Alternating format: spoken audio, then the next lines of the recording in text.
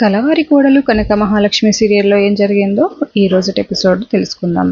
ఇక రౌడీలని వాళ్ళు ఫాలో అవుతూ వస్తూ ఉంటారు. జేడీకేడి సంధ్య విహారీ వాళ్ళు ఇంకా అలా ఫాలో అవుతూ ఒక ఇంటి దగ్గరికి రావడంతో అక్కడ వీళ్ళని చూసి చాలామంది రౌడీలు వీళ్ళ మీద విరుచుకుపడిపోవడంతో వీళ్ళంతా ఫైట్ చేస్తూ ఉంటారు. జేడీకేడి సంధ్య వాళ్ళు ఇంకా మరోవైపు రౌడీలు లక్ష్మిని అక్కడ నుంచి కట్లు విడిపించేసుకొని వేరే కార్లో తీసుకొని వెళ్ళిపోయి ఉంటారు. ఇంకా అలా కొంతమందిని కొట్టిన తర్వాత సంధ్య నువ్వు వెళ్ళే ముందు సిరి గారిని కాపాడు, మేము వీళ్ళ సంగతి చూసుకుంటాం అని జేడి చెప్తుంది. ఇంకా అలా సంధ్య లోపలికి వెళ్ళి చూసేసరికి ఇక్కడ వెతికినా కూడా సిరి ఉండదు. ఇంకా చైర్కి తాళ్ళు అన్నీ విప్పిన తాళ్ళు ఆనవాళ్ళు కనిపిస్తూ ఉంటాయి. ఇంకా వెంటనే సంధ్య బయటికి వచ్చి జేడి మ్యామ్ లోపల ఎవరూ లేరు, తనని ఇక్కడ నుంచి షిఫ్ట్ చేసినట్టు ఉన్నారు అని చెప్తూ ఉంటుంది. ఇంకా అలా రౌడీలని కొడుతూ ఉంటే ఆ రౌడీలందరూ పారిపోయి ఉంటారు. ఇంకా కొంతమంది రౌడీలు దొరికిపోవడంతో వాళ్ళని చెప్పండిరా ఎక్కడ దాచిపెట్టారు అని అడుగుతూ ఉంటే మేమేం చేయలేదు మేడం అని తప్పించుకొని వెళ్ళిపోతారు.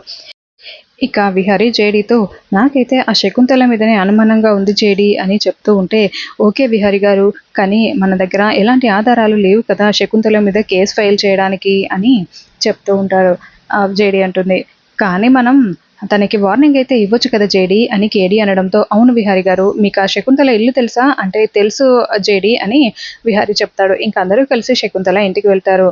ఇంకా వాళ్ళ ఇంటి ముందు కారు ఆగడం చూసి ఇద్దరు రౌడీలు లోపలికి వెళ్ళి అక్క ఆ జేడీకేడి వాళ్ళు పోలీసులతో సహా వాళ్ళు ఇక్కడికి వచ్చారక్క అని చెప్తూ ఉంటే రానీరా, మనకేంటి భయం, మనమేమైనా కిడ్నాప్ చేసామా ఏంటి, వస్తారు ఇన్ని కాఫీ నీళ్ళు తాగి అడిగేసి వెళ్ళిపోతారు అంతే కదా అని శకుంతల తీరిగ్గా అనుకుంటూ ఉంటుంది. రా అక్క వాళ్ళు బయటే ఉన్నారు అని రౌడీలు చెప్పడంతో పదండ్రా అంటూ శకుంతల లోపల బయటికి వస్తుంది. శకుంతలను చూసిన జేడీకేడి నవ్వుతూ చూస్తూ ఉంటారు. ఏంటి జేడీ ఏమైంది అని విహారీ అడగడంతో తనతో మాకు ఇదివరకే చాలా గట్టి పరిచయం అయిందిలేండి విహారీ గారు అని జేడీ అంటుంది. చెప్పండి ఇంకా అప్పుడే శకుంతల అక్కడికి వచ్చి ఏంటి మేడం ఇలా వచ్చారు అని అడుగుతూ ఉంటే సిరిని నువ్వే కిడ్నాప్ చేసావని మాకు అర్థమైంది అని జేడీ చెప్తూ ఉంటుంది. నేనెందుకు కిడ్నాప్ చేస్తాను, ఆవిడ నాకు ఇలా క్యాంటీన్ విషయంలో పోటీకి వచ్చిందని కాస్త కోపంగా ఉన్నమాట నిజమే, కానీ నేనెందుకు కిడ్నాప్ చేస్తాను మేడం, అప్పుడైతే నేను అలా బెదిరించాను అంతే అని శకుంతల చెప్తూ ఉంటే లేదు నువ్వే కిడ్నాప్ చేసావని నాకు తెలుసు అని విహారీ అంటూ ఉంటాడు. సరే మర్యాదగా సిరి గారు ఎక్కడ ఉన్నారో తనని తొందరగా విడిచిపెట్టు, లేదంటే నీ అంతు చూస్తాను, 48 గంటల్లో తనని పట్టుకొని నీ అంతు తేలుస్తాను అని జేడీ చెప్తూ ఉంటుంది. ఇంకా అప్పుడే ఇంక కేడీ ఏమో విహారీ గారు మీ దగ్గర సిరి ఫోటో ఏమైనా ఉందా, మన దగ్గర పేరు ఒకటే ఉంటే సరిపోదు కదా, ఫోటో ఉంటే తనని చాలా తొందరగా కనిపెట్టొచ్చు అని చెప్పడంతో నేను తెప్పిస్తాను అని విహారీ చెప్తాడు. ఇంకా అలా వాళ్ళు అక్కడ నుంచి బయలుదేరి వెళ్ళిపోతారు. రే విన్నారు కదా, ఆ సిరి ఫోటో కానీ దొరికిందంటే తనని కిడ్నాప్ చేసింది మనమే అన్న విషయం బయటపడిపోతుందిరా, దాని ఆనవాళ్ళు కానీ ఫోటో కానీ లేకుండా చేయండి, అవసరమైతే ఇల్లే తగలబెట్టండి అని రౌడీలకి శకుంతల చెప్తూ ఉంటుంది.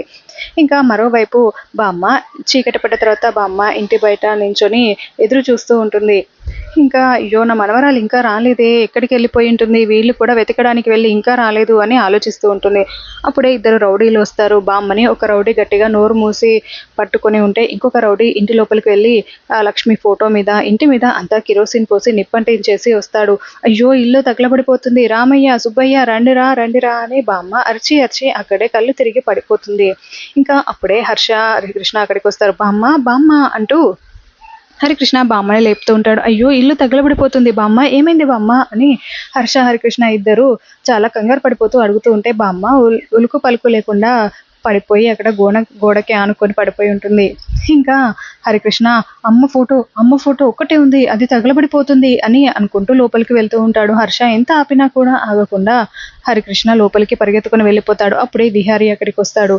హర్ష ఏమైంది ఏంటిదంతా అంటూ అడుగుతూ ఉంటే అక్కడ బామ్మ కనిపిస్తుంది. బామ్మ ఈవిడ అని అంటూ ఉంటే బామ్మ లేవట్లేదు సార్, హరికృష్ణ లోపలికి వెళ్ళాడు, కృష్ణని కాపాడండి సార్ ప్లీజ్ సార్ అని హర్ష బామ్మని పట్టుకొని ఉంటే విహారీ ఒక్కసారిగా లోపలికి వెళ్ళి రే క్రిష్ అంటూ హరికృష్ణని ఎత్తుకొని బయటికి తీసుకొస్తాడు.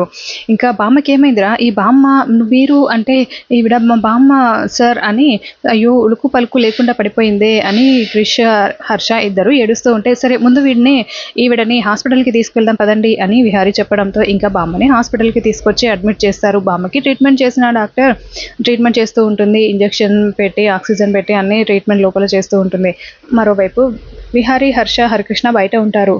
హర్ష ఈవిడ ఎప్పటి నుంచి తెలుసు మీకు అని అడుగుతుంటే 5 ఇయర్స్గా తెలుసు సార్ అని జరిగిన విషయం గతం అంతా చెప్తూ ఉంటాడు. చిన్న బాబుని పట్టుకొని వచ్చారు, మా దగ్గరే పనిచేశారు, కానీ మేమెప్పుడు వాళ్ళు సొంత మనవడిలాగా నన్ను చూసుకున్నారు. సిరి అక్క చాలా మంచిది, బామ్మగారు కూడా నన్ను పరాయి వాడిలా చూడలేదు, మేము కూడా అలాగే ఒక కుటుంబంలాగా కలిసి ఉన్నాం సార్. 5 సంవత్సరాల నుండి నాకు ఇలా పరిచయం అని చెప్తూ ఉంటే విహారీ అంటే అంతకుముందు నీకు తెలియదా అని అడుగుతుంటే తెలియదు సార్ అని హర్ష చెప్తూ ఉంటాడు.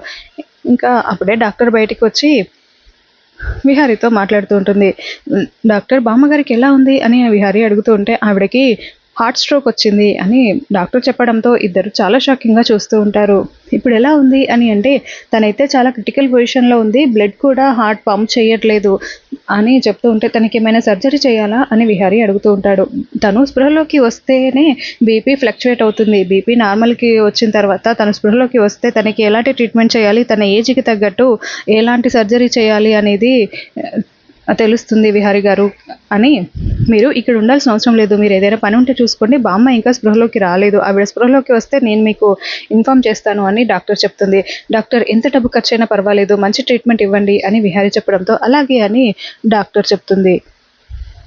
ఇక విహారీ అంటే ఆ సిరియే ఈ సిరియా, క్రిష్ వాళ్ళమ్మ ఆ సిరియేనా, ఆ రోజు నన్ను కాపాడింది ఈవిడేనా అని ఆలోచిస్తూ ఉంటాడు.